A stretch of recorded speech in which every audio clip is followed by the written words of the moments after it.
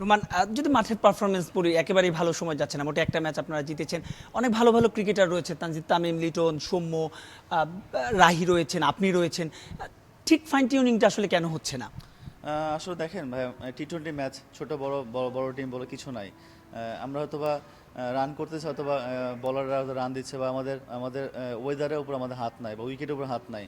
But somehow হচ্ছে না, আমরা ফাইন্ড আউট করতে চেষ্টা করছি। বাকি চারটা ম্যাচ আমরা চেষ্টা করছি যেন জিতে সব কিছু ঠিক মতো করতে পারি টেবিলটা। আমি আসলে মুস্তাফিজের জায়গায় সৌম্য বলে ফেলেছি।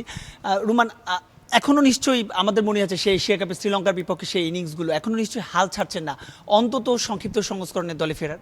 না, অবশ্যই ভাই, হাল না ছাড়ার কারণেই তো এখনো বিপিএল খেলতেছি। চেষ্টা করছি, প্র্যাকটিস করছি, নিজের প্র্যাকটিস করার চেষ্টা করছি এবং কামব্যাক করার চেষ্টা করছি। তো ওভারঅল যে আমি রিটায়ারমেন্ট হওয়ার আগ পর্যন্ত ইনশাল্লাহ চাই যে আমি একবার হলেও যেন বাংলাদেশ জার্সি হয়ে খেলতে পারি, দেশকে জিততে পারি। রোমান, মাঠের বাইরের অনেক সময় অনেক ধরনের পারিপার্শ্বিক অবস্থা, সেই অবস্থা থেকে নিশ্চয়ই আপনি শিখছেন এবং আপনাকে অনেক বেশি মানসিকভাবে শক্ত হওয়ার জন্য সেগুলো আসলে নতুন করে পথ দেখায়। হ্যাঁ, অবশ্যই দেখেন ভাই, প্রতিটা মানুষের একটা কদম দেওয়ার পরেই লার্নিং। তো আমিও শিখতেছি, জানতেছি, এখনও শিখার কোনো শেষ নাই, বয়স নাই।